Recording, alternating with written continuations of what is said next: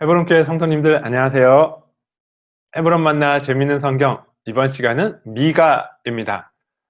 성경 한눈에 보기에서 이 미가를 남유다의 아모스다 이렇게 말씀을 드렸어요. 그만큼 정의와 공의에 대한 선포가 넘쳐나고 있기 때문입니다. 그리고 이 들으라로 시작하는 이 각각의 단락을 세 부분으로 나누었습니다. 그리고 이 미가서에 워낙 하나님의 은혜 말씀들이 많기 때문에 그 말씀들을 가지고 찬양이 많이 작사가 되었다라고 말씀드리고 몇몇 찬송을 소개시켜 드렸죠. 중요한 미가서의 내용들은 성경 한눈에 보기에서 대부분 다루었기 때문에 역시 이 시간에는 우리가 나누었던 이 단락 구분을 따라서 실제로 같이 읽어가면서 미가서의 말씀을 같이 한번 살펴보도록 하겠습니다. 먼저 이 미가 선지자에 대해서 한번 잠깐 살펴볼게요. 네, 미가 1장 1절 이렇게 시작합니다. 유다의 왕들 요담과 아하스와 히스기야 시대에 모레셋 사람 미가에 임한 여호와의 말씀 곧 사마리아와 예루살렘에 관한 묵시라. 요담과 아하스와 히스기야 시대 이렇게 하니까 기억나시나요? 예, 이사야 선지자의 시대와 같은 시대이죠. 이사야 선지자와 미가 선지자를 짝으로 구분해서 기억하시면 좋습니다. 그래서 비슷한 시기에 북이스라엘에서는 아모스와 호세아 선지자, 그리고 비슷한 시기에 남유다에서는 미가 선지자와 이사야 선지자 활동했다는 것을 기억하시면 좋습니다. 여기 모레셋 사람이라고 했는데요. 이곳이 모레셋입니다. 예루살렘 남서쪽에 있죠. 이곳 출신인데요. 말씀을 보니까 사마리아와 예루살렘에 관한 묵시다 이렇게 말씀하고 있습니다. 그러니까 이 모레셋 이곳은 유다에 속한 지역이지만 남유다에 관해서만 말씀한 것이 아니고 이 북이스라엘에 관해서도 말씀하신 것이다 라고 알 수 있습니다. 사마리아는 북이스라엘의 수도였고 예루살렘은 남유다의 수도이니까 북이스라엘과 남유다 모두에게 말씀을 선포한 선지자다 이렇게 이해하시면 되겠습니다. 네, 성경 한눈에 보기에서 말씀드린 대로 미가서는 1, 2장 그리고 3장부터 5장 그리고 6장, 7장 이렇게 세 부분으로 나눌 수 있습니다. 이렇게 나눌 수 있는 이유는 각각의 단락이 들으라 혹은 들을지어다 이렇게 시작하고 있기 때문이에요. 그리고 이 각각의 단락은 모두 앞부분에는 심판의 말씀 그리고 뒷부분에는 회복의 말씀이 반복되고 있습니다. 1장과 2장에서 심판과 회복, 또 3장부터 5장까지 해서 심판과 회복, 그리고 6장과 7장에서 심판과 회복 이렇게 반복이 되고 있습니다. 다른 소선지서들과 비교했을 때 회복의 말씀이 굉장히 많습니다. 다른 소선지서들은 계속 심판의 말씀을 하시다가 뒤에 잠깐 회복의 말씀을 하시는 경우가 많은데 이 미가서는 이 심판의 말씀과 회복의 말씀이 계속 반복이 되고 있기 때문에 회복의 말씀, 은혜의 말씀이 많아요. 그래서 이 가사들로 찬송가를 또 많이 짓게 된 것이기도 하죠. 자, 각각의 단락들을 살펴보면서 어떤 심판의 말씀하셨고 어떤 회복의 말씀을 하셨는지 찾아보도록 하겠습니다. 먼저 1장과 2장을 시작하는 말씀입니다. 백성들아 너희는 다 들을지어다. 땅과 거기에 있는 것들아 자세히 들을지어다. 네, 이렇게 들을지어다로 시작하고 있는데요. 이렇게 심판하고 있습니다. 이러므로 내가 사마리아를 들의 무더기 같게 하고 포도심을 동산 같게 하며 또 그 돌들을 골짜기에 쏟아내리고 그 기초를 드러내며 다 무너뜨려질 것을 선언하시는 것이죠. 그 새긴 우상들은 다 부서지고 그 음행의 값은 다 불살라지며 내가 그 목상들을 다 깨뜨리니 그가 기생의 값으로 모았은즉 그것이 기생의 값으로 돌아가리라. 우리가 호세아서나 또 아모스서에서 보았습니다만 이렇게 우상을 숭배하는 것들을 모두 음행, 간음 뭐 이렇게 표현하고 있잖아요. 역시 마찬가지 표현을 하고 있습니다. 그리고 그러한 이 북이스라엘의 죄악이 남유다라고 해서 다를 것이 없다 이렇게 표현하고 있습니다. 이는 그 상처는 고칠 수 없고 그것이 유다까지도 이르고 내 백성의 성문 곧 예루살렘에도 미쳤음이니라. 그래서 사마리아와 예루살렘, 북이스라엘과 남유다 모두의 죄악을 지적하고 있습니다. 특별히 더 집중하여 지적하는 죄는 지도자들의 죄 그리고 힘 있는 자들의 죄입니다.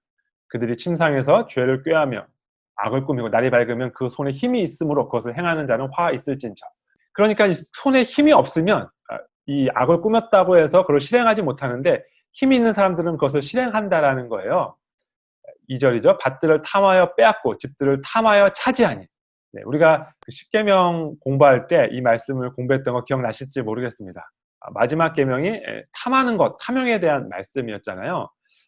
그런데 다른 모든 계명들에도 마음으로부터의 죄, 그것이 밖으로 드러내는 그 죄다, 이렇게 우리가 공부를 했는데, 사실 탐욕이라고 하면 그냥 도둑질하지 말라를 할 때도 도둑질이 마음에서 탐심이 생겨서 그 다음에 도둑질을 한 거니까 굳이 십계명에 또 탐욕을 강조할 필요가 있는가?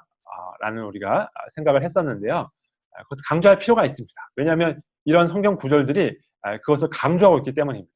그냥 빼앗는 것이 아니라 탐하여 빼앗는다, 탐하여 차지한다, 이렇게 말씀하여서 우리 안에 탐욕에 대하여 다시 한번 생각해 볼 필요가 있게 되는 것이죠. 우리는 모두 우리 안에 탐욕이 있습니다. 차이가 있다면 그 손에 힘이 있는 사람은 그것을 실천하여 빼앗는 거고, 그 손에 힘이 없는 사람은 실천하지 못할 뿐이라는 것이죠. 그러니까 이 말씀은 그 손에 힘이 있어서 빼앗는 지도자들을 겨냥한 말씀이기도 하지만 동시에 사실 그러한 죄악은 우리 모두에게 있다라는 것을 알려주는 말씀이기도 합니다. 1장과 2장에 하나님께서 주시는 은혜의 말씀은 2장 12절과 13절에 있습니다. 하나님께서 다시 이들을 모으시며 그리고 초장의 양떼같이 그렇게 복을 주실 것이다 라고 말씀하시는데요.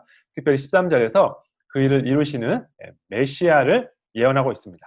길을 여는 자가 그들 앞에 올라가고 그들은 길을 열어 성문에 이르러서는 그리로 나갈 것이며 그들의 왕이 앞서가며 여호와께서는 선두로 가시리라. 아멘. 그들의 왕, 그리고 그 왕 대신 여호와, 여호와이자 왕이신 메시아가 오시게 될 것이고 바로 그때에는 초장의 양떼같이 우리에게 복이 임할 것이다 라는 것을 예언하는 은혜의 말씀입니다. 3장부터 5장까지 두 번째 단락도 한번 살펴보겠습니다. 내가 또 이르노니 야곱의 우두머리들과 이스라엘 족속의 통치자들아 들으라. 역시 들으라 라는 말씀으로 이 단락을 시작하고 있습니다. 정의를 아는 것이 너희의 본분이 아니냐. 정의를 아는 것, 아는 것은 곧 행하는 것이죠. 아모스 선지자와 같이 정의와 공의의 말씀을 전하고 있습니다. 3장 2절과 3절에 보면 아주 잔인한 표현들이 등장하는데요. 이런 식으로 이 지도자들이 백성의 가죽을 벗기고 뼈에서 살을 뜯고 그 살을 먹을 정도로 그렇게 백성들을 학대하고 그들로부터 착취했다라는 것입니다. 이렇게 지도자들의 죄를 시적으로 표현하고 있고요. 5절에서는 선지자들을 또 비판하고 있는데요. 내 백성을 유혹하는 선지자들은 이에 물 것이 있으면 평강을 치나 그 입에 무엇을 채워주지 아니하는 자에게는 전쟁을 준비하는도다. 표현만 보면 마치 우리 예전에 고사상에 돼지 얼굴에 이렇게 돈을 물리고 고사 제사를 드리는 것과 같지요. 이 선지자들이 이에 물 것이 있으면 평강하다, 평강하다. 그리고 입에 물 것이 없으면 전쟁이 있을 것이다. 이렇게 말한다라는 거예요. 자신의 유익을 따라, 자신의 이익을 따라 행하는 종교 지도자들을 비판하고 있습니다. 그래서 이 3장 9절과 11절 아주 유명한 구절이고 제가 성경 한눈에 보기에서도 인용한 구절인데요. 이렇게 우두머리들, 또 제사장들, 선지자들 그 누구 하나 할 것 없이 예외 없이 모두 다 뇌물을 따라, 삭슬 따라, 돈을 따라 행하게 되는 총체적인 그런 죄악을 선포하고 있습니다. 그러나 역시 이 단락에서도 하나님의 은혜가 전파되고 있습니다. 마지막 때에 모든 민족이 여호와의 전에 몰려가게 될 것이다. 그리고 거기에서부터 율법이 여호와의 말씀이 나오게 될 것이다. 이렇게 예언하고 있습니다. 그리고 우리는 초대교회 때 오순절 때 그 일이 실현된 것을 보게 되었다. 이런 말씀을 성경 한눈에 보기에서 말씀드렸죠. 자, 이렇게 율법이 또 여호와의 말씀이 나오게 되면 어떤 일이 생기게 되는가? 그 말씀으로 여호와의 율법으로 심판을 하시게 됩니다. 우리가 이 미가서를 읽으면 심판에 있어서 얼마나 많은 불의와 공정하지 못한, 정의롭지 못한 일들이 발생하게 되는가를 보게 돼요. 심판이 너무나 중요한 기준이 되는데요. 하나님의 말씀이 심판하시게 되면 그러면 어떻게 되냐면 우리가 그 칼을 쳐서 보습을 만들고 창을 쳐서 낫을 만들게 됩니다. 온전하게 공의로운 정의로운 심판이 이루어지니까 이제 더 이상 전쟁을 통해서 문제를 해결할 일이 없게 된다는 것입니다. 모두가 다 평안하고 안전한 그러한 복을 누리게 된다는 것입니다. 자, 6장과 7장입니다. 역시 여호와의 말씀을 들을지어다 라는 말씀으로 이 단락이 시작하고 있습니다. 다시 한번 심판의 말씀이 반복되고 있는데요. 하나님께서 어떻게 심판하시는가? 14절이에요. 내가 먹어도 배부르지 못하고 항상 속이 빌 것이며 내가 감추어도 보존되지 못하겠고 보존된 것은 내가 칼에 붙일 것이며 내가 씨를 뿌려도 추수하지 못할 것이며 감람 열매를 밟아도 기름을 내 몸에 바르지 못할 것이며 포도를 밟아도 술을 마시지 못하리라. 네, 이 말씀 너무나 가슴 아픈 잔인한 그런 말씀이죠. 먹어도 계속 배가 고플 것이라는 것입니다. 네, 언제 우리가 이런 상황을 경험하게 되나요? 먹어도 계속 배가 고픈 것. 그럴 때 있잖아요. 먹어도 배고플 때. 보통 어떨 때 우리가 그런 것을 경험하게 되냐면 우리가 마음이 허할 때 이런 일을 경험하게 되죠. 그러니까 이런 표현이 있잖아요. 안 먹어도 배부르다. 뭔가 기쁜 일이 있고 행복할 때는 먹지 않아도 배가 불러요. 그런데 정말 힘들고 마음이 허전하고 그럴 때는 먹어도 배가 고픕니다. 먹어도 그것으로 만족감이 없는 상태, 우리의 공허함을 채울 길이 없는 상태, 그런 상태로 되는 심판을 받는다는 것입니다. 감람 열매를 밟아도 또 포도를 밟아도 원하는 감람류와 원하는 포도주를 얻지 못하는, 우리가 힘들게 일한 것들의 온전한 결과를 받지 못하는 그러한 심판을 받게 된다는 것이죠. 죄가 있으니까 이 죄로 인하여 심판을 받는 것일 텐데요. 우리가 이 죄의 문제를 어떻게 바라봐야 할까요? 특별히 이 미가서를 보면 지도자들의 죄를 아주 강력하게 지적하고 있어요. 그래서 우리도 신문이나 언론들을 통해서 보게 되면 이 지도자들, 또는 정치관들, 그래서 구조적인 이런 죄의 문제들을 많이 보게 되죠. 그래서 그런 죄악들의 이야기들을 보게 될 때 성도님들께서는 어떤 태도를 보이시나요? 제가 보니까 크게 두 부류로 나눌 수 있는 것 같아요. 한 부류의 분들은 아주 강력하게 그러한 지도자들, 정치가들 혹은 구조적인 문제, 죄에 대하여 지적하고 비판하는 것입니다. 또 다른 분들은 이렇게 반응하세요. 그 사람들이나 우리나 모두 다 죄인이다. 그 사람들 죄를 지적할 시간에 우리 자신의 죄를 돌아보고 내가 바로 서야 그 영향력이 미쳐져서 모두가 바로 설 수 있다라고 생각하고 나 자신을 돌아보자. 이렇게 말씀하시는 것 같습니다. 성도님들은 주로 어느 쪽의 자세를 보이시나요? 네, 미가 선지자가 우리에게 말씀하는 것은 두 가지가 다 필요하다는 것입니다. 7장 3절을 보세요. 그 지도자와 재판관은 뇌물을 구하며 권세자는 자기 마음의 욕심을 말하며 그들이 서로 결합하니, 아주 분명하게 지도자들, 재판관들, 권세자들을 비판하고 있습니다. 그런 구조적인 죄악들, 악행들을 행할 때 모두가 다 똑같지 라고 가만히 있으면 안 된다는 것이요. 목소리를 높여서 그들의 죄를 지적해야 합니다. 그것이 바로 세례 요한이 했던 것이죠. 헤롯 왕의 눈치를 보지 않고 그 죄악을 지적하는 것, 선지자들이 해야 되는 일이고 우리들이 해야 될 일입니다. 그러나 동시에 미가 선지자는 그것이 그렇게 지도자들의 죄뿐이다, 나하고는 상관없다라는 태도를 취하면 안 된다라고도 말씀합니다. 2절이죠. 경건한 자가 세상에서 끊어졌고 정직한 자가 사람들 가운데 없도다. 너희들은 그런 죄를 짓고 있어. 그러나 나는 참으로 옳아. 이런 태도는 말이 안 된다는 것입니다.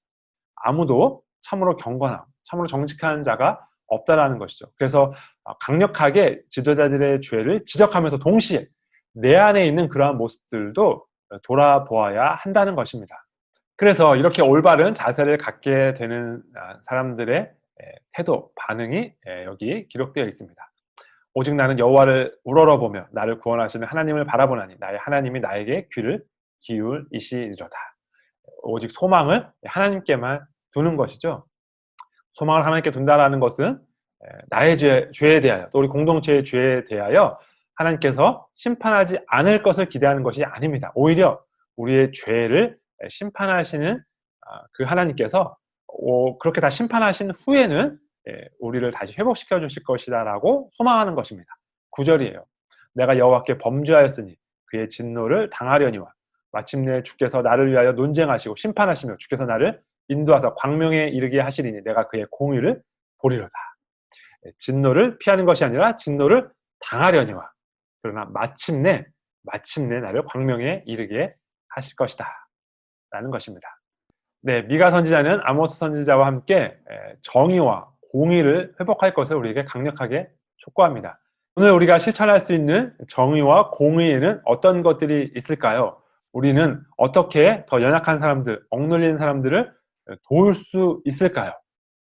함께 고민하며 또 기도하며 또 손 내미는 우리 헤브론 교회 성도님들 되시기를 소원합니다. 오늘의 헤브론 만나 여기까지입니다.